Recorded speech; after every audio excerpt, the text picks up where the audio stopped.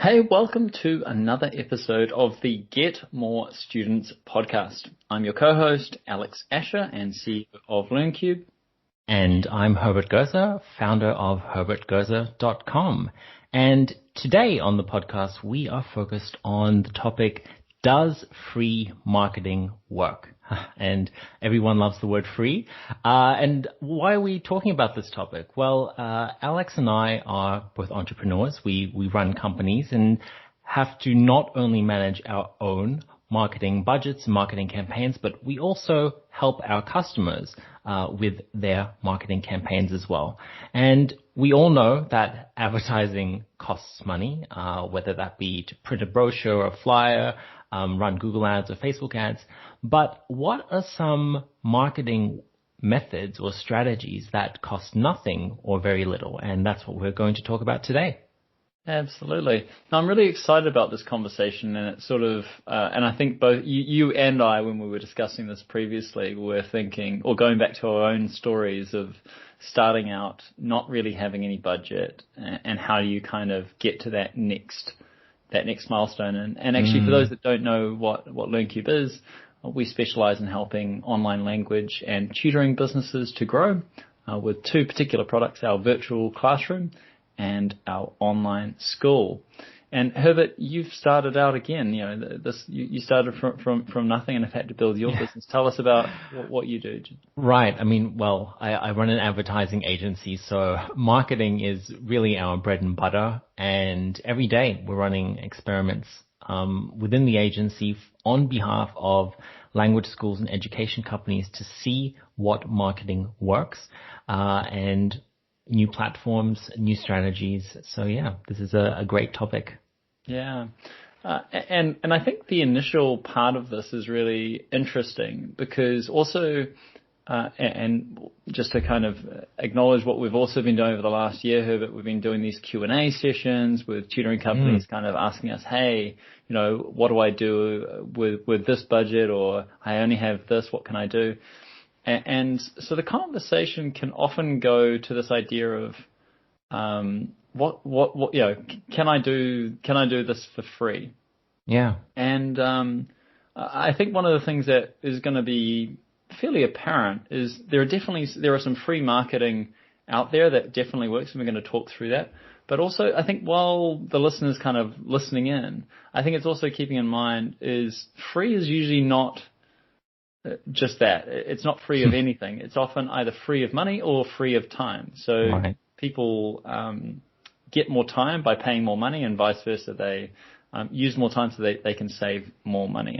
And so a smaller business often has a lower budget and less money available to them. So they're really looking for value for money or value for time.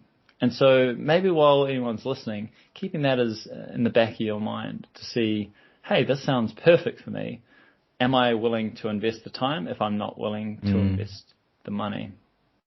But there's some really good compromise, and I think we had some fun kind of coming up with those.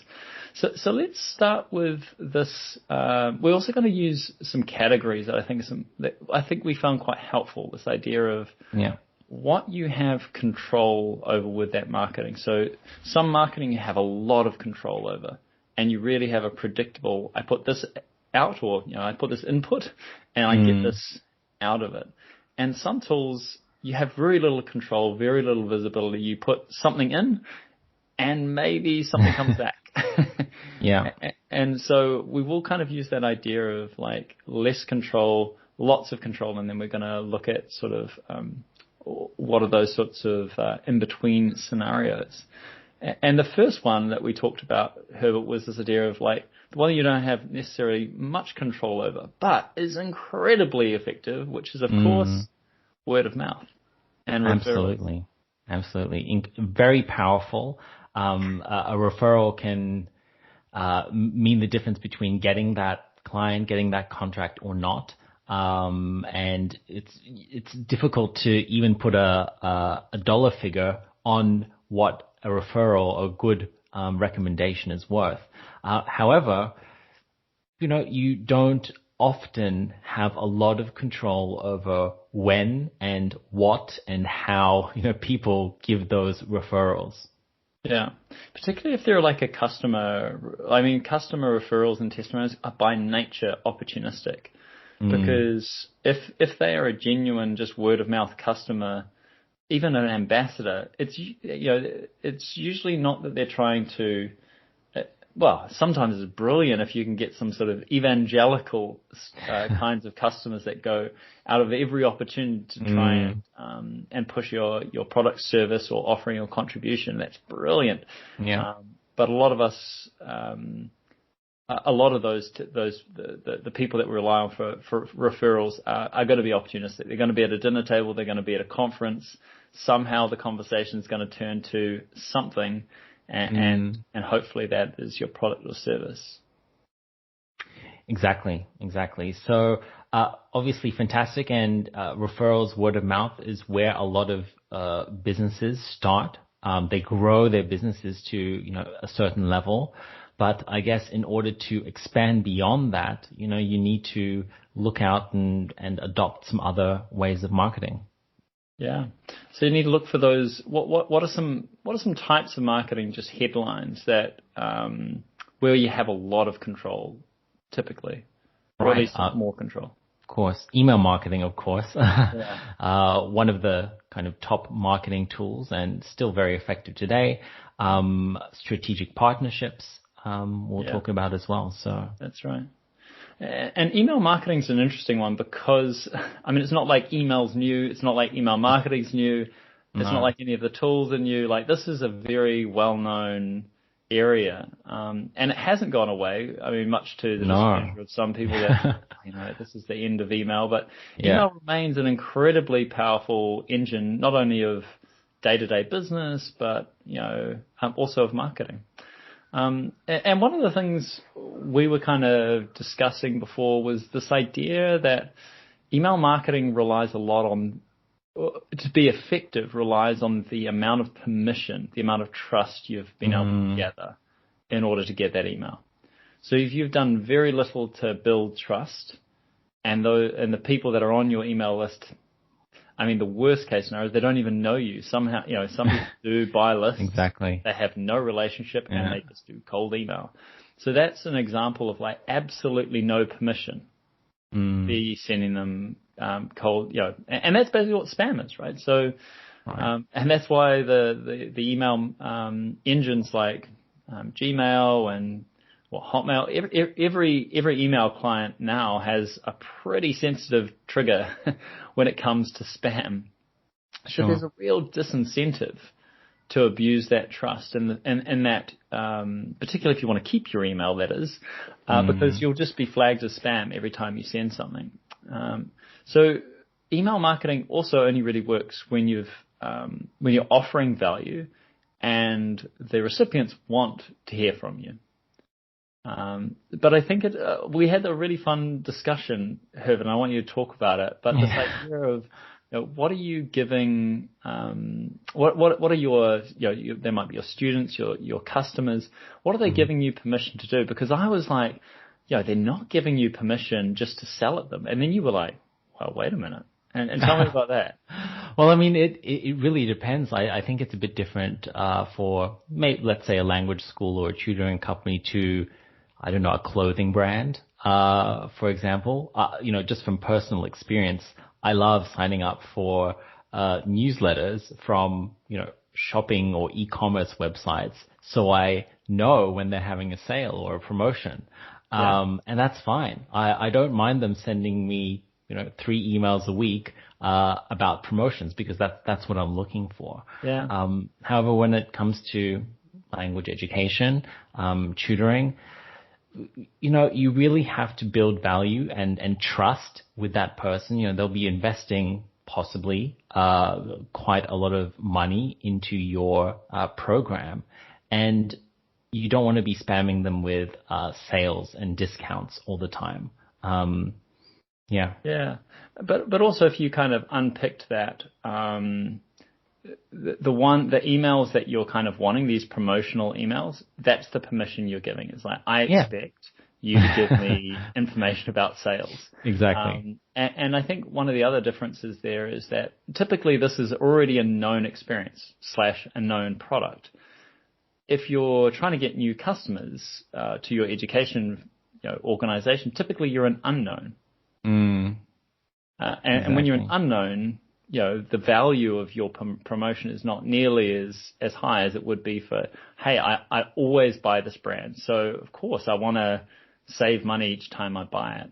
But that's also going to cut into, there's no such thing as a free lunch, as they say. That's going to cost the organization money, and particularly if that's your reputation is, hey, don't buy full price. You're a dummy if you do. Just wait until the sales, and they'll email it to you, and then you just buy at a quarter of the price. Now, if that's what you can do, then maybe that'll work for you. But typically, the way to make email marketing free and fruitful is by showing value, which is typically around education. That's a free add-on, a free value add that you can provide to the recipients of your emails and, of course, your list and your customers.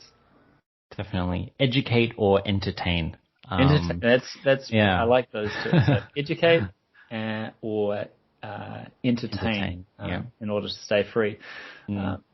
Interesting. So we'll come back to more about email marketing, but long story short is it works.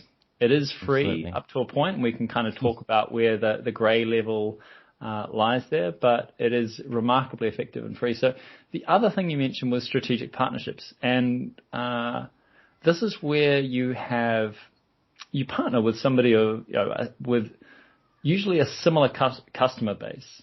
Right. But you are not similar in what you offer. So you offer things that are complementary rather than competitive to the other, but you share an audience.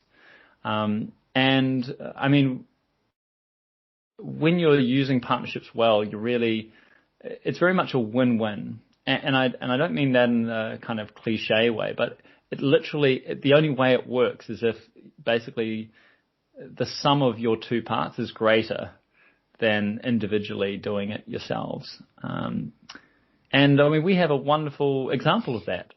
We do. I mean, LearnCube and herbertgozer.com. I mean, for over a year now, we've partnered up, doing live webinars, Q&A calls, now this podcast. And we have both definitely profited from that relationship. By building both of our networks, or expanding our networks and building authority in our niche. Yeah.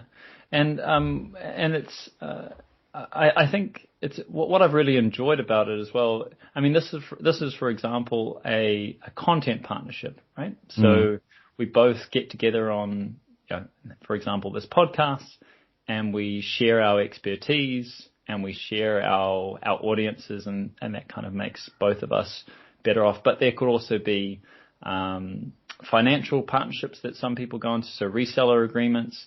Very common, I think, in education. I mean, agents are basically an example of that, right? Yeah, agents. The agency relationship is basically a partner, right? A very trusted partner to promote your school on behalf of you. Yeah. And so there could be other, but basically when you're looking for strategic partners to make them free and as profitable as possible, the other side needs to have the same, or looking for the same kinds of customers and offering a complementary service. So those are two examples where you have quite a lot of control over it and is still effective and free. What is an area that you have less control over? You can put something out, but you don't know what's going to happen, is going to be social media. Right. I mean, some people would say that you obviously have a lot of control because you post what you want to post. But because of the respective algorithms, not everyone sees your post. So you can't influence who, will see what you post. Yeah. I mean, again, that contrast to email, email assumes that it will be sent it assumes that it assumes that the inbox will remain open. I mean, of course, spam filters close that up pretty quick if you don't have that permission, but that's the assumption. Whereas with a Facebook post, you have no real control. I mean, hopefully you understand the algorithms enough to know, hey, this has a good chance of working. I think people that are really professional and do a lot of Facebook posting have enough data to statistically kind of get an idea of whether it's going to work, but it's also very creative. So it's so experimental that you really don't have that same level of confidence on whether something's going to work. But Facebook and Instagram are definitely your jam here, Herbert. So tell me if you've got anything else that kind of is helpful to know about why is social media in the first place then, if not for marketing. Well, it's all part of that kind of 360-degree approach and being present on the main platforms where your target audience is spending their time online. And usually that is, one of either Facebook, Instagram, YouTube, LinkedIn, depending on your target market. And, these platforms can be so effective, even though you may not get hundreds and thousands of likes and comments, but they act as social proof. So when people are searching for you, they inevitably click on your social media profiles. They want to know. They want to see what's happening at your school. What are students experiencing? Does it look fun? And so, these are the channels that you can, show that. Yeah, it's like a trust verifier as well, because it's hard. Maybe you can. I'm pretty sure you can't fake the dates of when you do posts and that kind of thing, which means that there's basically a chronological account of your business online. And so when people have a look, they might not necessarily care about the marketing aspects of it, but they're really looking hey, is this a real person? Yeah, is it legitimate? Actually, this is an organization I can trust here. Exactly. Again, you should be using your social media channels to educate or entertain. And, depending on the social media platform, you can entertain a lot. Instagram and TikTok are great platforms to jump on trends and go viral with, some fun videos. Or, you can go the LinkedIn route, more professional, provide educational material and value to your specific target audience. Yeah. I mean, LinkedIn was one that we were quite convinced on in a way, in terms of free and being able to post and feel like your posts might be seen a lot more. Certainly we felt a lot more confidence with LinkedIn, and we were kind of trying to figure out, why isn't it full of sort of spammy kind of promotions? And then B, how is it still kind of effective? It's so well used in so many parts of the world. Why is it still effective as a way of communicating, a company's message? Right. I mean, especially if you are in the B2B space for language schools or tutoring companies, say selling programs or courses to other companies, your decision makers are on that platform, are on LinkedIn. And by connecting with them, sending a connection request, and 2, posting regularly content that applies and is relevant to them, you can, again, build that trust. And, trust is a huge factor when it comes to B2B, maybe even more so, because usually the dollar amount or the dollar figure of your product or services is higher. And so, I don't think a lot of people do a lot of self-promotion these days. I mean, they probably tried it at the start, but then LinkedIn's algorithm is pretty sophisticated to know if you're not providing valuable content, and then you don't get any engagement. So a lot of the content on LinkedIn is actually very educational and very valuable. I love reading people's posts and seeing their insights and stories and tips and strategies. And of course, every now and again, they will have a call to action, so to say, to book a call, to visit their website, to get in touch for more information. Yeah, I mean, one of the things, so we'd also talked about this idea of it being fairly well self-policed. Like I've definitely seen, particularly around the last US election, there was a lot of people that were pretty hot.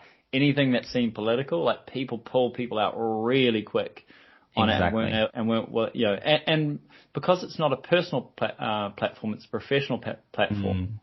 You don't want comments saying this is totally unprofessional on LinkedIn. So it was very effective. And I still think they've got that community kind of balance pretty good, actually, when it comes to a professional standpoint. I would say so. Well, some of the other things about it that are very free about it is that it's free to connect. So as long as you know who the person is, you can look them up and connect with them. Now, there are some limitations, and we can kind of go on to whether or not it's worth paying a bit of money to get around those limitations. Sure. But theoretically, if you want to meet with somebody, you can provide a LinkedIn request, and once you're connected, it's just like an email is. As soon as if you want to message them, that's going to go right into their message board. Like it is a direct connection in that way. Plus, you can keep a relationship warm or hot just by using that. By posting, there's a much higher chance that those people that are connected with you are going to see those posts. Of course. So in which case, again, you've got the ability to keep your leads warm, which is an incredibly important part of marketing, because a lot of the time people aren't ready to buy immediately, but they might be willing to buy at some point in the next 12 months. And that's, again, where that keeping things warm comes from. Yeah. The other platform that's free and is incredibly powerful as well is YouTube. Of course. Video content everyone loves consuming video content. So, of course, YouTube is, the number one video platform, and can also be extremely effective for language schools and tutoring companies to provide value to their target audience in the form of, say, mini lessons, show reels, virtual tours, testimonials, of course, student stories. I think YouTube is a fantastic platform to really show your school's or your company's personality, and of course to build social proof and trust. And it is really free, right? Like you can host any video on it. You can host unlisted videos. So if you want something only shown to certain people, you can do that through an unlisted link. But you can also do it publicly. There's almost no cost of producing any kind of content now. Like you just get on, any kind of computer, do a recording of you doing anything that's educational and helpful or entertaining, and post it on YouTube. And you've got a massive audience, plus hopefully you're offering real value. That can also help with search as well. And actually, sort of on that, we were going to talk about another really common concept, this idea of a free lead magnet or a free hook for somebody to, for example, in exchange for their email. So again, that is another free marketing tool that's still very effective. And while I think probably the old free PDF, give us an email for a free PDF, has probably done its day, very, very common, still very, very effective, this idea of, a free video, some kind of educational kind of delivery, but using video. And that, again, goes back to YouTube. Like if you have an unlisted YouTube video, you can use that as the hook. Hey, I'll send you this if you can subscribe to my newsletter list. Exactly. So that's really, really common. Yeah, I myself use lead magnets.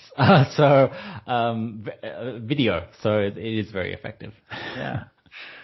So lots of free tools that you can use, and I think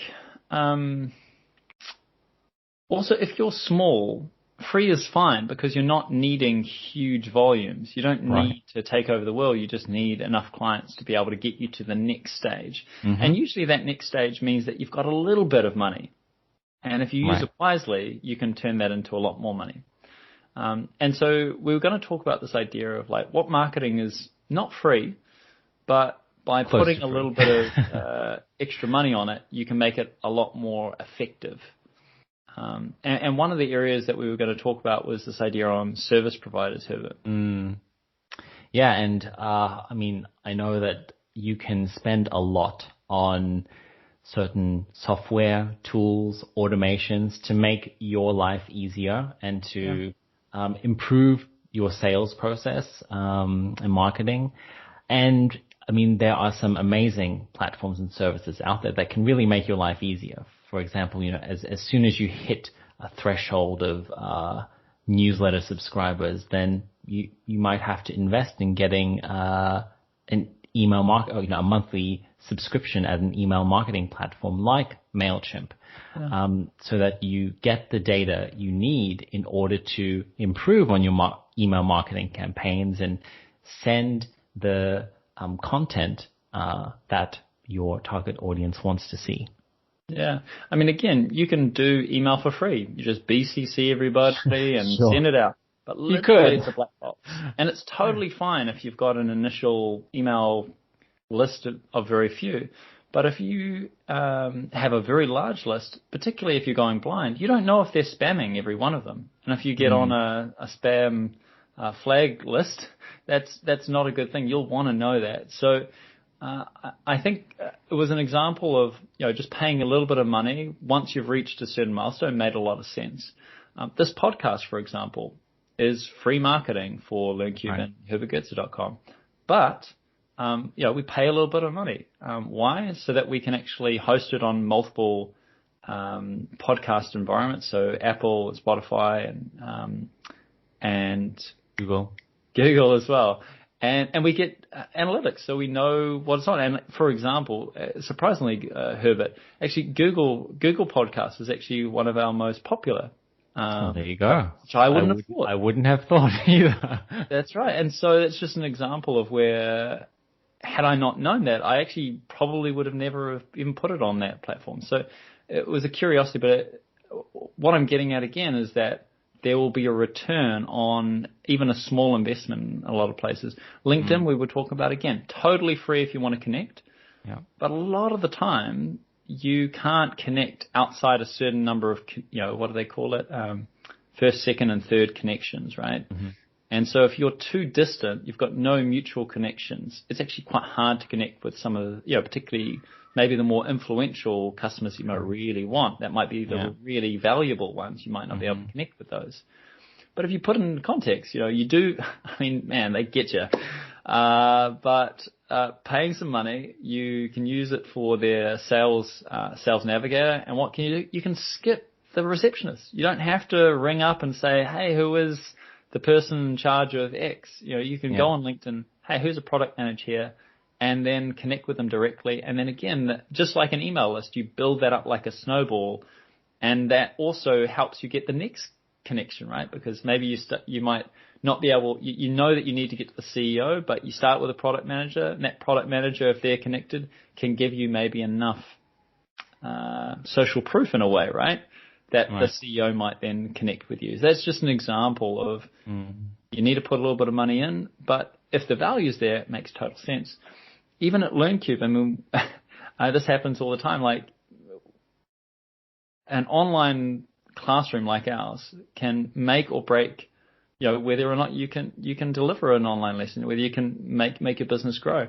Now, there are free products. There always have been free products when it comes to video conferencing tools like Skype, Zoom now, and it's sort of free. I mean, particularly if you're willing to kind of cut your lesson short, like 40 minutes, I think, costs you nothing.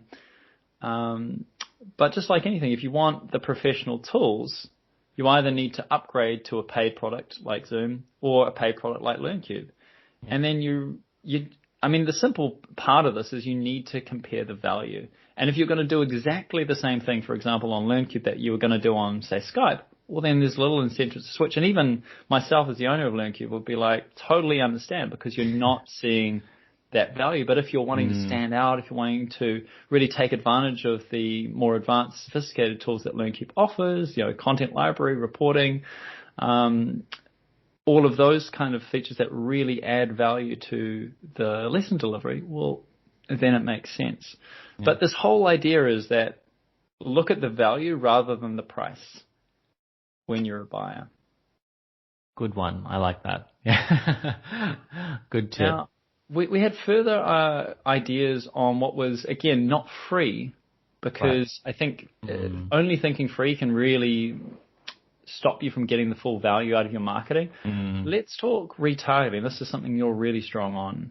Absolutely. It's one of the things I preach, and really one of the things that every company out there should invest in. And I'm talking from as low as a couple of dollars or euros per day on retargeting ads on Facebook or Google. Basically, I mean, it's not free, but it's low cost and extremely effective because you keep in front of potential customers. People who have visited your website, then they close their screen or they forgot about it, they got a call. People who follow you on all of your social platforms, newsletter subscribers, unconverted leads, all of these people need some reminding, need multiple touch points in order to make that purchasing decision. And so a simple retargeting campaign for a couple of dollars a day can be one of the most effective things you do in terms of online advertising. Makes sense. And then also you had a real interest, and I know this is one of your absolute biggest messages, which I love, by the way, is all about creating really authentic, powerful assets that can be repurposed across all of your marketing channels, whether it be in social media, your ads, whatever you're doing, blogs, it can all fit in there. What do you mean by that, and why is that such a good investment? Absolutely. And, you know, it will be a small investment. You can reach out to, you don't need to get a professional videographer or photographer to take, photos and videos of your school or of your students. You can get possibly even one of your students to take it. So it looks authentic. It looks real. And you want to use or get this authentic content and build really a library of assets for you to use and repurpose for all of your marketing campaigns, using photos of your teachers, of your students, of your school, videos of student stories, testimonials, activities, as much as possible. You should. This is an ongoing project, right? It's not a one-off thing. Building a library of assets, really, it should be an ongoing thing. Doing it every month, investing a little bit here, a little bit there, to get those good quality assets that will last you a long time. That's right. And those assets can also, just again, what we were talking about before, could be in the form of video, could be in the form, of PDFs or that kind of thing. I mean, Canva is a very, very common, well-known tool now that's, again, free. We haven't actually ever needed to go into that professional tier. Sure. But, there might be a point where we do, and maybe it's totally worth it then. But at the moment, totally free, but absolutely makes such a big difference because I'm not a great designer. It just takes it's sort of like an idiot-proof way of getting something professional, looking good, and well-designed that doesn't stand out as bad, at least. Sure. So certainly something worth investing. So we've really got some takeaways here, which I think have been sort of recurring themes, and they really came up when we were having these conversations, is that there's definitely free marketing that works. Absolutely. But free is, in itself, the idea of not paying anything it's not good in itself. Just by being free is not good in itself, because it can cost you too much time, or it can cost you an opportunity cost, or basically this idea of potential. Like, let's say that you never used an email client or email marketing platform. You continue to do the BCCs. You actually create great content, but then you miss out on the opportunity of having so much more effective with your marketing, because then you might have the analytics or the reporting. Another example is LearnCube. Your online classroom or online classroom experience can really make or break your business. Now, people have been using free tools like Skype for literally since it started in 2004. So it's not a new concept, even online lessons. So then the big question when it comes to any kind of tool is this offering me value? And for example, with LearnCube, if you're using it in exactly the same way as you'd use Skype or Zoom, then probably it isn't. And I'm totally okay with people choosing a free product if they're not going to access that value. But our full goal is to improve the quality of language and tutoring. So that includes the training and being able to use the tools. So if you're maximizing the tools, then you get the value and it's worth the price. So that's just one example, I think, of getting where you spend a little bit of money, but for a particular purpose, and you get that value. So that was, I think, a central theme for me as well. Is don't rely on free if it's not actually serving a purpose, and it could actually be costing you both time and actually money. So I think that's the balance that is worthwhile people keeping in mind, and pay for something. Really, paying for something is only bad when it doesn't give you the value that you expect. And the great thing is, most services are monthly subscriptions. So test them out. If they offer you value, then keep them. If they don't, then you close them. Get rid of them. So the key takeaways we want to get across is that free marketing does work. It is effective. The second thing, though, is that often by paying a little bit of money, you can really maximize what is already working. So it could be your email marketing is working fantastically, paying a little bit of money, and you can optimize. Yeah, and I guess the final point is that paying for something is only bad when it doesn't give you the value you expect it to. So make data your best friend and measure what you're getting out of your investment. Great. Thank you all for listening in to today's podcast. We've really enjoyed it. It's been some really fun discussions. Hopefully we've delivered what we said on the tin, which is to provide insights, inspiration and motivation to language and tutoring companies focusing on their marketing efforts. We release a new episode every week on the Get More Students podcast. So you'll get a shiny new episode if you hit that subscribe button right now, and we'll see you next week. Catch you next week. Bye.